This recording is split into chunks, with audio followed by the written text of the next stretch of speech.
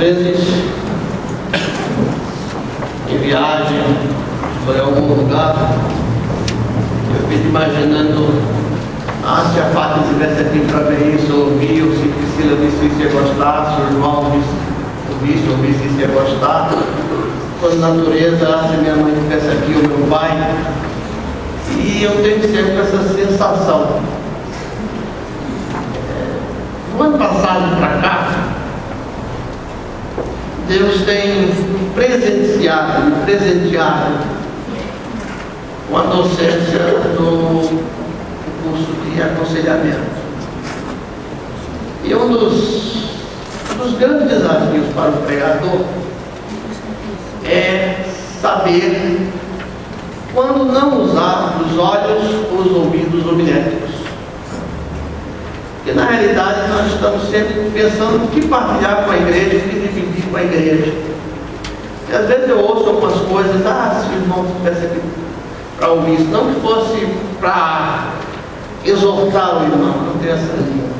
Às vezes é partilhar aquilo que estou ouvindo, aquilo que estamos presenciando, aquilo que estamos lendo. Se fulano pudesse fazer esse curso. E Deus tem me dado essa bênção. Tem sido um presente de Deus para a minha vida. Hoje, na introdução da meditação dessa manhã, eu quero usar um mito. Não sei se você já ouviu falar em mito, mas um mito é uma narrativa tradicional com caráter explicativo, alegórico, simbólico, relacionada com uma determinada cultura, em especial a grega, para explicar uma realidade. Talvez tenha sido a primeira tentativa de explicar uma realidade, que é diferente de uma lenda. A lenda não tem compromisso com a realidade. A lenda pode ser simplesmente uma fantasia. Mas o mito era uma tentativa de explicar uma realidade. E é isso que veremos no início do tema dessa manhã.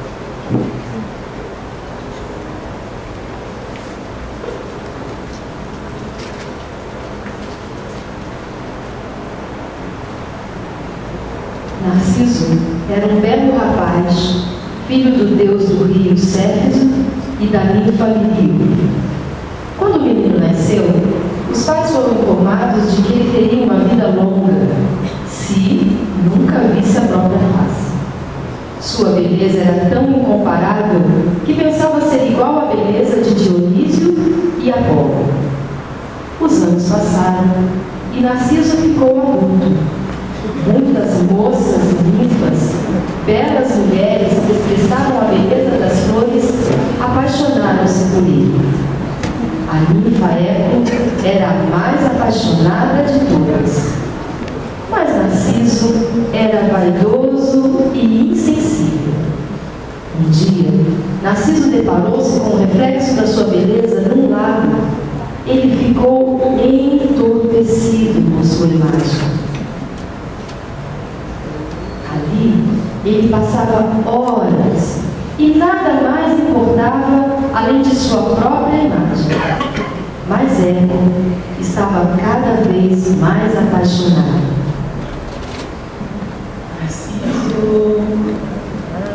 Narciso, olha para mim. Narciso, eu estou aqui. Narciso, escute, Narciso. Narciso, eu também existo. Entretanto, Narciso não parava de olhar para si mesmo. As moças desprezadas pediram aos deuses para vingá-las. Nêmesis apiedou-se delas e induziu Narciso, depois de uma caçada, um dia muito quente, a debruçar-se numa fonte para beber água. Descuidando-se de tudo à sua volta, ele permaneceu imóvel na contemplação ininterrupta de sua face refletida. E assim morreu. Narciso morreu, sozinho.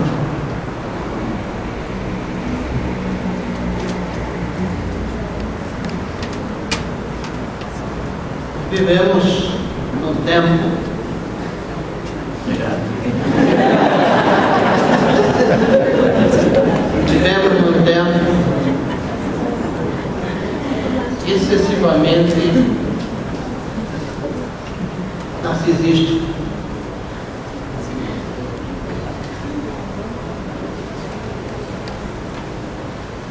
Vivemos num tempo que excessivamente valoriza a imagem. Mas o que é narcisismo?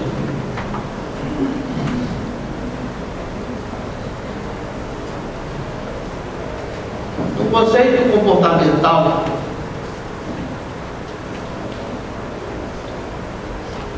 da psicologia, na própria psiquiatria, esse é um termo que tem pouco mais de 100 anos. Foi falado pela primeira vez por Freud em 1909, no Congresso de Viena. Em 1914, ele escreve Introdução ao Conceito de Narcisismo. E segundo esse autor, todos nós temos um pouco disso. Até porque isso ajuda na autoestima. Ser um pouco narcisista ajuda a autoestima. Mas então, qual o problema? O narcisismo descreve a característica de alguém que tem paixão por si mesmo. Aí o nome tem a ver com nada que vem de narcótico. Daí vem a palavra narcótico. Narcissos tem como raiz narque, significa narcótico, entorpecer, entorpecimento. E a pessoa assume a imagem, eu sou essa imagem. E ele começa a construir em si mesmo essa imagem, que segundo ele é perfeita, é unificada, é cumprida no sentido de realizada, completa. Por isso que Narciso morreu sozinho. Por isso que Narciso não ouviu Érico, não escuta Érico. Porque ele sozinho se basta.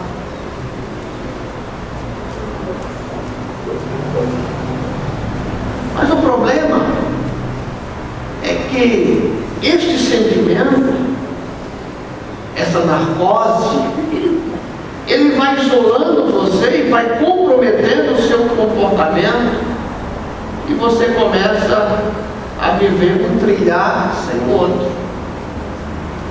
O Narciso pode, ou a Narcisa pode até casar, mas será sempre ele ou ela. Ele não trilha com o outro, ele não anda com o outro.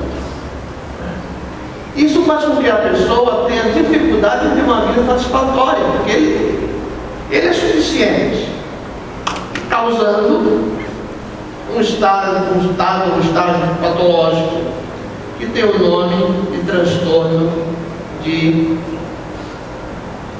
personalidade narcisista. O objeto da vida é o seu espelho. Caetano Veloso, quando no final dos anos 70 escreveu a música Samba, ele diz, dizendo a respeito de São Paulo, ele diz: quando eu te encarei frente a frente, não vi meu rosto. Chamei de mau gosto que vi, de mau gosto com mau gosto. é que Narciso acha feio o que não é espelho.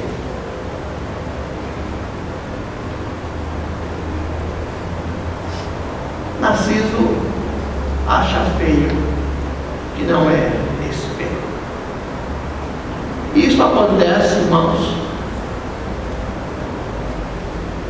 numa geração que está sendo formada de filhos únicos, onde é caracterizado pela exclusividade, pela falta de habilidade de parceria, não sabe trabalhar em grupo, não sabe fazer trabalho em grupo. Criança perde a noção dos limites, tem excesso de atenção, hipersolicitude dos pais, basta piscar, os pais já estão lá prontos para resolver os problemas deles. Competição é a atitude básica e solidão e falta de empatia. Isso nas crianças. Os pais do filho mais velho, ainda que ele não conheça a história da coruja e da águia. Meu filho é o melhor. Os problemas do meu filho merecem mais atenção e cuidado que todos os outros. A escola tem que estar a serviço dele. O professor da EBD tem que estar a serviço dele, que é meu filho. Meu filho é superior a todos. Meu filho é o mais amado que todos. Meu filho vai ser feliz e vai saber superar todos os problemas, e nem sempre é assim. Isso é em casa. Você sai para a empresa, é o império da competição. E Narciso gosta da competição. O problema é quando ele não ganha. E eles montam uma aliança perversa contra os que estão fora do grupo narcísico. Você está para entender? Quem não é narcisista não faz parte do meu grupo. Ele tem uma imagem produtiva, da melhor prestação de serviço, ele exibe um salário, ele tem relações influentes, ele tem indicadores do progresso, um carro que ele não pode ter, mas ele paga para ter, ele vai ter um relógio, uma camisa, porque ele tem que estar no espelho. Narciso precisa do espelho. Que é o espelho que vai aplaudi-lo. E é o espelho que vai afastá-lo da realidade.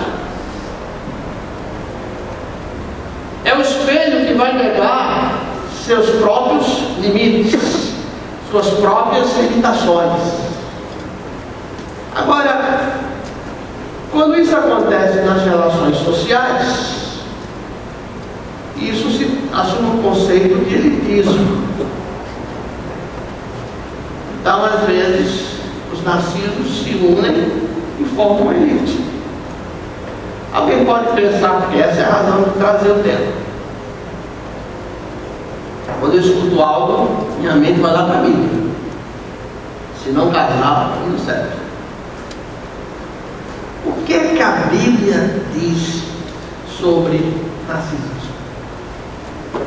A Bíblia fala disso, diretamente a Bíblia fala disso. Sobre essa questão exagerada da admiração,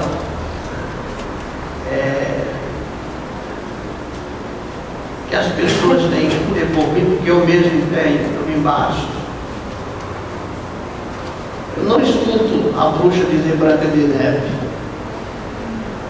Quando eu pergunto espelho meu, alguém mais belo, mais capacitado, mais formoso do que eu não escuto falar em Branca de Neve, o espelho vai dizer, você é fulano. O que é que a Bíblia diz sobre isso? Em Mateus capítulo 16, vamos para a Bíblia. Mateus capítulo 16, versículos 24 a 25. Jesus nos faz um convite. O convite é o seguinte: então disse Jesus aos seus discípulos: se alguém quer vir após mim, negue-se a si mesmo, tome a sua cruz e siga. Pois quem quiser salvar a sua vida, perdê-la-á, mas quem perder a sua vida por amor de mim, achará. Não tem nada a ver com Narciso. A pessoa convite desse para Narciso? Olha, negue-se a si mesmo, quer me seguir, mas Senhor, eu posso ser seu ajudante direto. Eu vou facilitar o seu serviço. Quer me seguir? Negue-se a si mesmo, saia do espelho, tome sua cruz. Quando o apóstolo Paulo escreve uns belos hinos de adoração a Jesus, lá em Filipenses, capítulo 2, versículos 5 a 8, diz assim: tende em vós aquele mesmo sentimento que houve também em Cristo Jesus, o qual, subsistindo em forma de Deus, não considerou ser igual a Deus coisa que se devia aferrar, segurar, mas esvaziou-se a si mesmo, tomando a forma de servo. Nascido servo? Impossível. Nascido está para ser servido. Mas Jesus tomou a forma de servo, tornando-se semelhante aos homens, e achado na forma de homem, humilhou-se a si mesmo, tornando-se obediente até a morte e morte de cruz. Por esses textos, podemos chegar à conclusão de que não há espaço no convite que Jesus nos faz, não há espaço no estilo de vida de Jesus para um estilo de vida marcado por narcisismo. Mas ele acontece na igreja? Acontece. E acontece nas casas, acontece na sociedade. E aí nós vamos entrar no texto, que é o nosso texto básico para hoje. Romanos capítulo 12, versículo 3.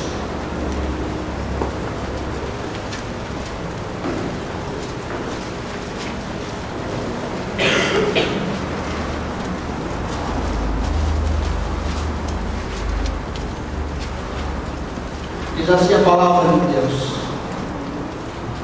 pela graça que me foi dada, digo a cada um dentre vós, que não tenha de si mesmo mais alto conceito do que convém, mas que pense de si sobriamente, conforme a medida da fé que Deus repartiu a cada um.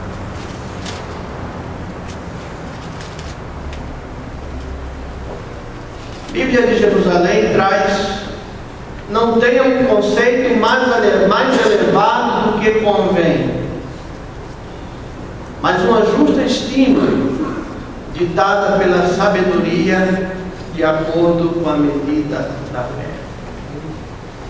A Bíblia Viva traduz como: sejam honestos na avaliação de si mesmos, medindo seu próprio valor pela quantidade de fé que Deus lhes deu. Uma versão interlinear em espanhol diz que devemos pensar com cordura, isto é, com prudência, com inteligência, com discernimento.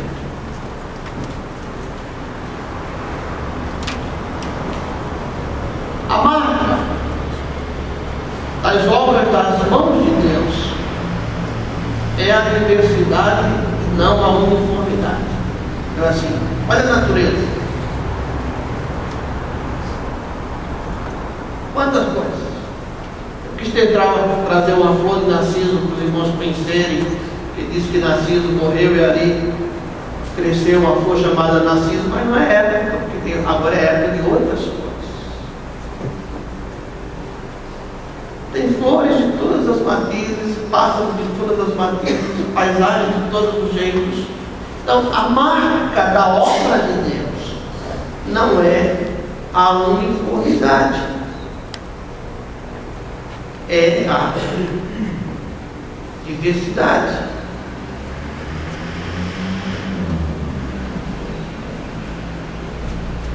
Assim é com a natureza, E assim é com a graça.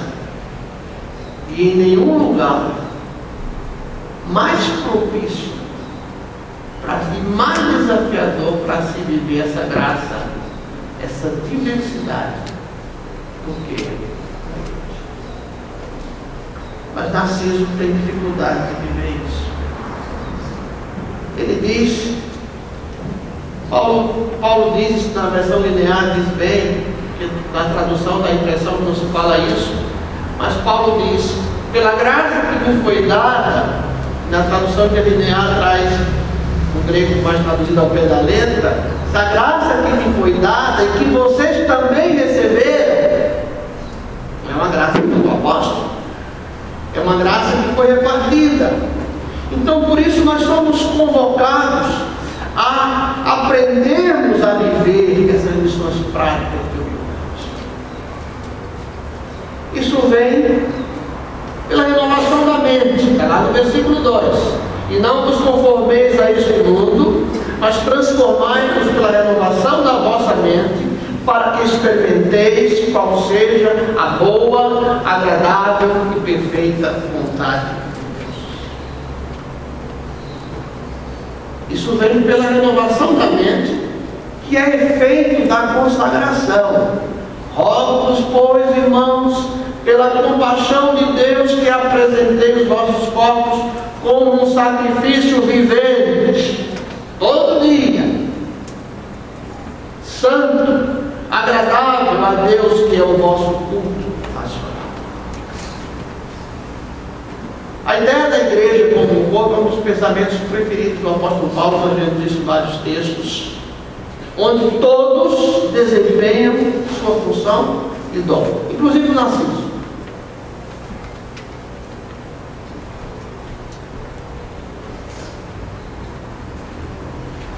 E o que está aparecendo é que na igreja em Roma, a exemplo da igreja em Corinto, há uns textos, mas depois eu ligo para os irmãos, havia uma autoestima exagerada acerca de si mesmo. A palavra de Deus não vem à toa, irmão. Paulo não colocaria aleatoriamente um assunto desse de forma tão clara, que eu digo a cada um dentre vós que não tenha em si mesmo um mais alto conceito do que convém, mas que pense de si sobriamente. Então havia uma razão. E o primeiro aspecto disso é que a base, o Paulo fala à igreja a partir da experiência da graça. Tudo é pela experiência da graça. É a graça que nos faz idôneos. É a graça que nos dá, que se oferece, se nos é oferecida em Cristo Jesus. Por isso o apóstolo começa falando, eu digo isso a vocês, mediante a graça que foi dada a mim e a todo aquele que está entre vós.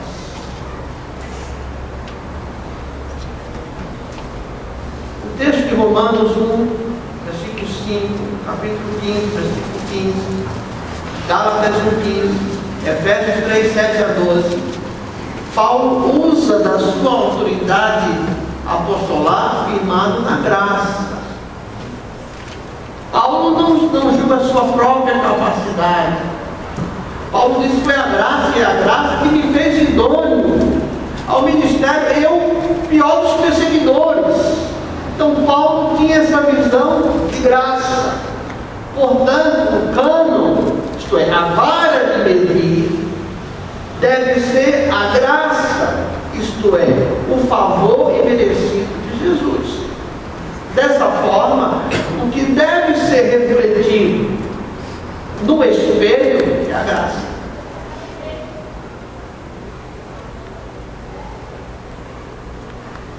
quando eu vou pular na minha vida, quando eu vou ficar olhando a imagem refletida, eu vou ver a graça. A graça de Deus. Compreende isso? É um favor imerecido. Porque se eu começar a desfocar essa graça para que eu possa ver a mim mesmo, eu posso chegar e pensar, eu sou mais do que merecedor dessa graça. Mas a graça, literalmente, é favor merecido da parte de Deus.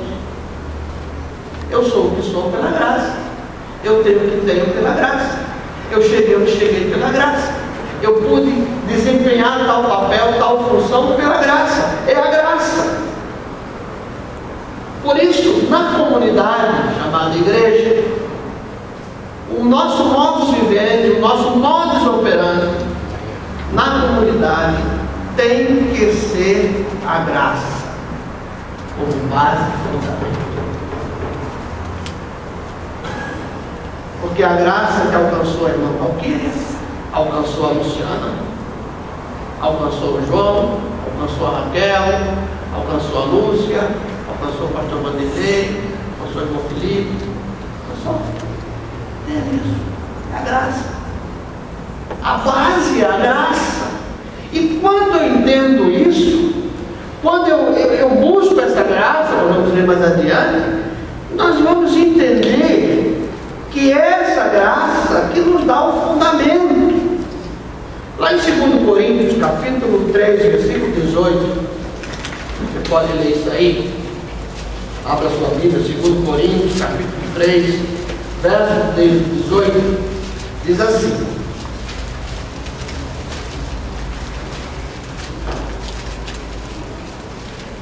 mas todos nós, com o rosto descoberto, refletindo como um espelho de glória, a glória do Senhor. Eu repito, a glória do Senhor. Porque o que eu faço com a glória do Senhor, se eu estou capacitado a desempenhar ministério, se Deus me separou no meio daqueles 360 jovens na minha época de igreja, eu e mais 2 ou 3, é pela graça. Então aquilo que eu faço, eu devo refletir a glória do Senhor. Isso que Paulo está dizendo. E somos transformados de glória em glória na mesma imagem pelo Espírito do Senhor. E que imagem? A glória do Senhor. Por isso, quando eu faço, quando eu realizo, quando eu executo, a ênfase e a glória precisa estar no Senhor. Comentarista Barclay, a respeito desse versículo, diz 4 coisas que são importantes considerar. Primeiro, ele diz que nesse texto de Romanos 2, 12 e 3, esse texto insta a que nos conheçamos melhor e façamos uma avaliação franca de nós mesmos. Não é pecado. Eu preciso me conhecer melhor, eu preciso me avaliar. E avaliar, inclusive, as intenções do meu coração.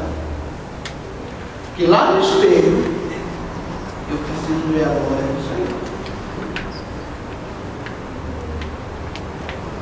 E nesse aspecto, se todos nós fôssemos ao espelho, veríamos a glória do Senhor. Talvez um ou outro possa ver a imagem humana de Jesus, que era sem beleza nem comum. Não é essa a questão. Estou falando da glória de Deus. Por isso, se eu canto com a glória de Deus. Se eu toco com a glória de Deus. Se eu estou lá na cozinha preparando almoço agora, é para a glória de Deus. Se eu estou no som, é para a glória de Deus. Eu preciso isso. Segundo, estimula-nos a aceitação daquilo que somos.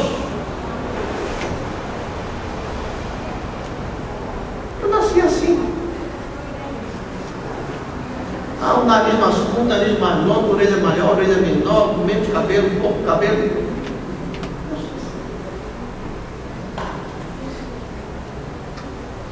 Eu sou esse sujeito. Perfeito, tentando acertar na vida. Mas eu preciso, quando Paulo diz, ele disse, mas pense de si sobriamente. Não pense que você beba.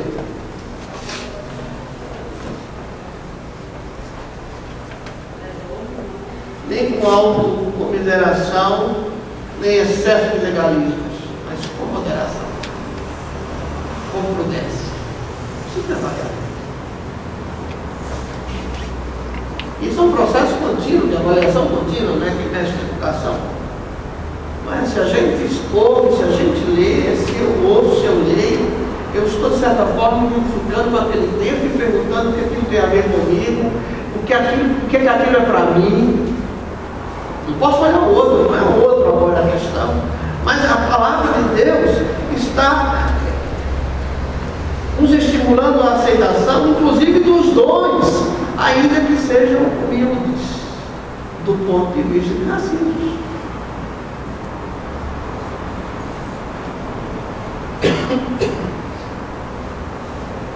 Eu quero cantar à noite.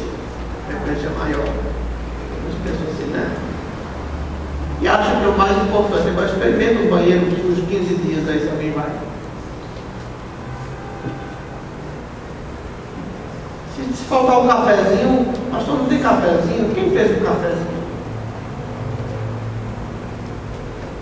Essa questão, isso inclusive evidencia que os dons vêm de Deus, é Deus que nos dá, o Espírito dá a cada um como quer. Irmão, fazer fila para receber dom não é bíblico. O Espírito dá a cada um quando quer e como quer, está lá em 1 Coríntios 12, 11. E esclarece que o dom dado por Deus deve ser usado de modo que não busque o prestígio pessoal de quem o recebeu. Por isso que a graça é a base.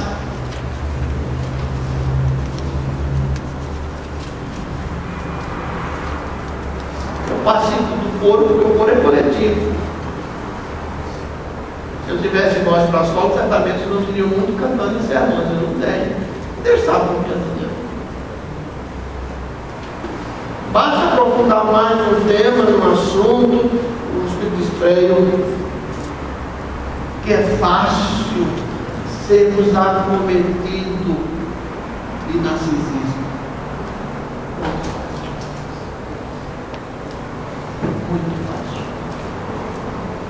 Estou falando do narcisismo patológico, aí é que a gente vai tratar, precisa de acompanhamento. Mas às vezes eu chego num lugar, sou aplaudido, não digo que é para o Senhor, mas que nada, o aplauso é para mim. Porque se não fosse para o Senhor, se não fosse, eu diria, não aplauda quando eu entro não, porque aqui não precisa para o Senhor. É para o Senhor essas coisas. Mas faz bem ao meu ego.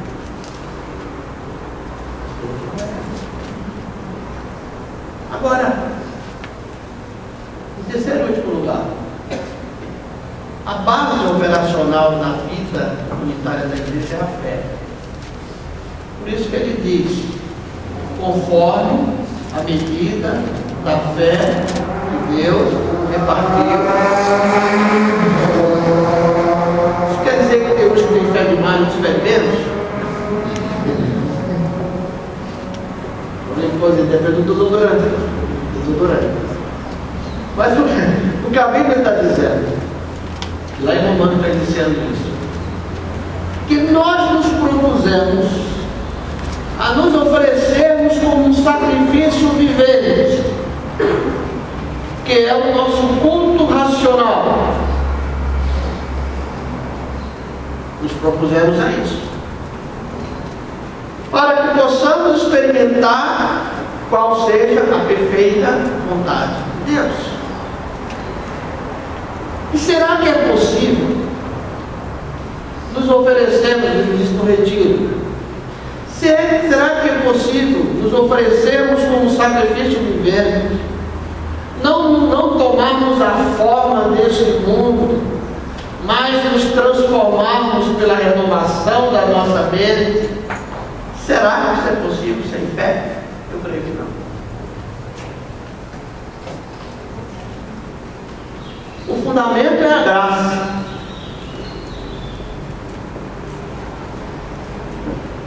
Tudo parte da experiência da graça, mas a base operacional é a fé.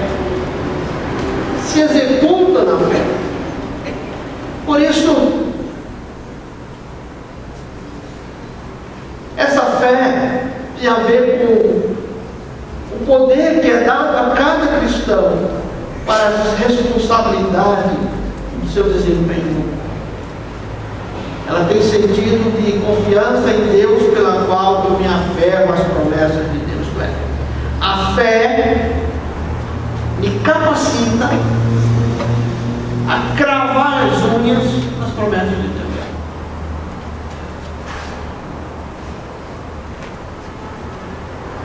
Todos têm a mesma medida? Não. Eu olho a história de alguns irmãos aqui que eu conheço e acompanho.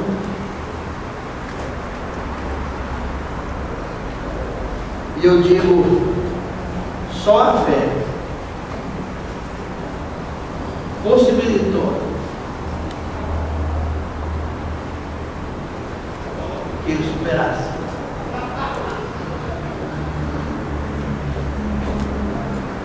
Por isso, naquilo que realizamos, não há inferioridade ou superioridade. Mas Paulo usa uma expressão metron pistelos, de metro, medida. Todavia, essa medida pode diferenciar, não é? Na igreja nós temos crianças e homens feitos, espiritualmente falando. Não tem a ver com o tempo de conversão, não tem a ver com o tempo de membresia de igreja. Há crentes crianças e há crentes adultos perfeitos, há crentes maduros.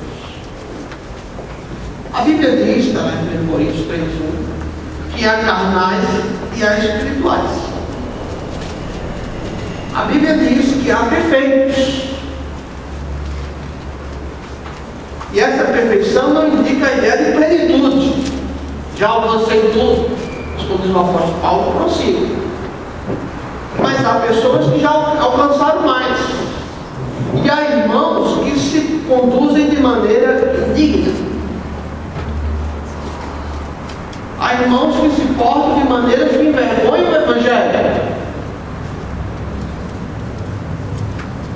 Às vezes, palavras, atitudes que envergonham o Evangelho. E um dos comentaristas diz que tais desigualdades devem ser reconhecidas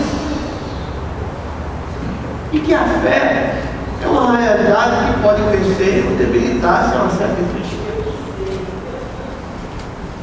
O que eu estou dizendo? Talvez a fé que a irmã Vilma tem, ela consegue superar determinadas situações na vida que até ela não consegue, que até ela não conseguiu chegar a esse padrão. Por isso Paulo fala, o fundamento, ele parte da graça. Ele diz que o nosso modo, nossa maneira de viver e a nossa maneira de operar envolve a graça. Por isso que diz, não tenha de si mesmo mais alto que você. Irmãos, a gente tem que trabalhar no coração essas coisas, mas há irmãos que são completamente insensíveis a elas. Eles vivem no espelho dele. De repente, naquela manhã, naquela semana, o Leonardo é o eco. Não escutam o eco do Leonardo. Não escutam o eco do Oswaldo. Não escutam o eco da irmã Aracia Gerando, que completa mais uma menina hoje. Não escuta, porque há irmãos que só vê ele mesmo. Só tem espelho. E se ele pudesse, essa história de Jesus distribuir graça, não. Ia distribuir graça só com os pais deles. Só com a elite dele. Mas a graça é para todos. A graça é derramada sobre todos. A misericórdia do Senhor para com todos. Por isso que nós temos que aprender a vivermos com a diferença. E eu vou ter que orar para Narciso para que um dia haja um insight, Narciso caia em si e comece a pensar na graça. Quando eu pedi ao Arthur para fazer esse papel, eu digo, estou chamando você, e você é uma das pessoas mais solidárias aqui na igreja. E é assim porque ele é atleta. Mas não desmerecendo outros. Porque eu sei que alguém ia pensar, olha, Narciso, identificado, mas exatamente por você extremamente solidário, dificilmente alguém que precisa do irmão Arthur não vai votar para o irmão Arthur. Né? É que eu chamei para esse papel. Mas qual é isso? Nós vivemos tempos assim. Agora imaginem, irmãos, numa situação hoje da igreja marcada pelo trânsito religioso, que algumas pessoas não querem nem que saibamos o nome dele. Às vezes há menos que não quer passar telefone para a igreja, não quer passar celular para a igreja, fazer mesmo direito. No mundo individualista, chega o apóstolo Paulo, inspirado pelo Espírito Santo de Deus. Olha, você não está com essa bola toda não. Esse que eu Narciso é matar Narciso. Né? Ele não escutou o canto de Eco dizendo, eu existo. Ele existe só. Não existe filho, não existe pai, não existe mãe, não existe mulher, não existe igreja, ele é Narciso.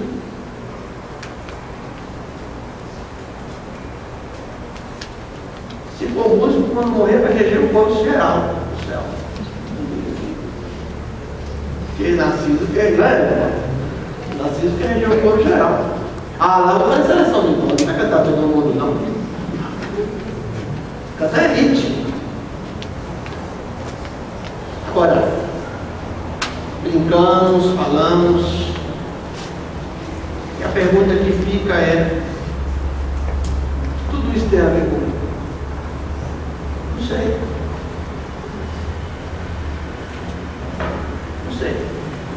Não sei. Você tem que saber, eu tenho que saber. Você não veio aqui para ouvir, para falar para o seu vizinho, olha, passa a mensagem para você.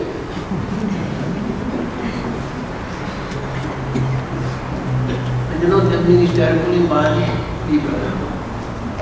Então, quando eu pego um texto para ler, eu entendo que Deus me conduziu para mim. Ah, pastor, eu acho que eu sou Narciso, então vamos estar juntos. Eu sou meio Narciso, não está fácil, eu sou meio. Ah, pastor, eu não sou do Narciso porque a minha autoestima é lá embaixo, mas também precisa resolver.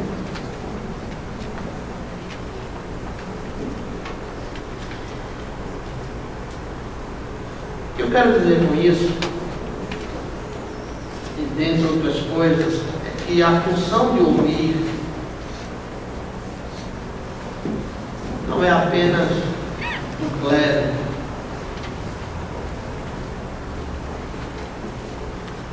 Às vezes nós temos pessoas clamando e dia a dia não permite. É igual na rua, né? Alguém diz, você posso pedir a sua atenção? Não, estou ocupado, estou apressado. Assim.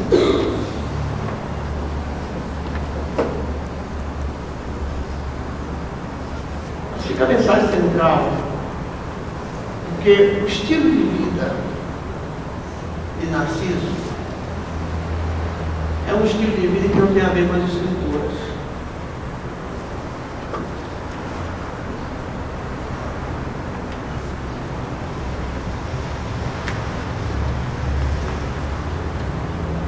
Às vezes, se a bola da vez, significa que vai levar uma bicuda e cair no quintal do vizinho, o vizinho vai passar para que vai rasgar. Então, o moleque jogou bolinha, você sabe disso, né? Sempre tem aquele vizinho que pegava a bola e furava. Trate com as coisas com graça. Eu sou o que sou pela graça. Magro, gordo, alto, baixo, feio, bonito, o que importa é só a graça. É a graça. É a graça. É a graça. Agora, se você é excessivamente narciso, sugiro que você busque ajuda. Precisa de ajuda. Porque você não vai relacionar-se. Vai ser difícil casamento, namoro.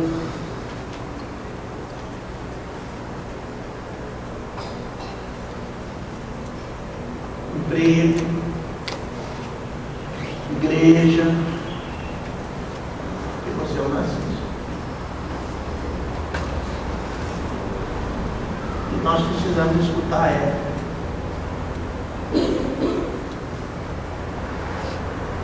Eco às vezes não fala, mas o olhar está mostrando que ele quer falar. O semblante mostra que há algo estranho em ela. O semblante mostra que ela está triste. Porque se está rindo demais, não é comum rir tanto. Mas todos nós, nessa atitude, possamos no espelho ver a imagem da glória. Deus nos separou para passar pano nos novos. Os novos serão limpos para a glória de Deus.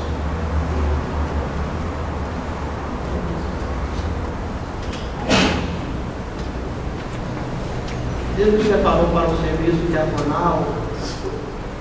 O trabalho realizado será a glória de Deus. Deus nos separou para o ministério, a glória de Deus. Toma conta aí do som. Experimenta curso sem som, como é curso. Para a glória de Deus. Estou na portaria, para a glória de Deus. Alguém liga para minha casa de madrugada, que eu posso orar, a glória de Deus. Porque quando eu vou para o espelho, eu preciso que veja a glória de Deus, não a minha imagem. Deus nos abençoe e nos capacite nessa tarefa doída que é o autoconhecimento.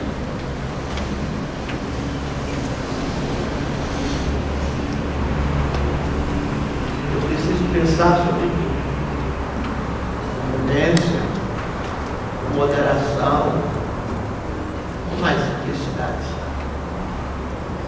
Eu preciso que as pessoas vejam em mim tão somente a glória de Deus. Para isso eu vivo. Para isso nós somos criados. E nessa diversidade, nós somos chamados a partir da graça, baseado na operação da fé, vivermos a vida cristã. É o nosso grande desafio. Deus nos ajude.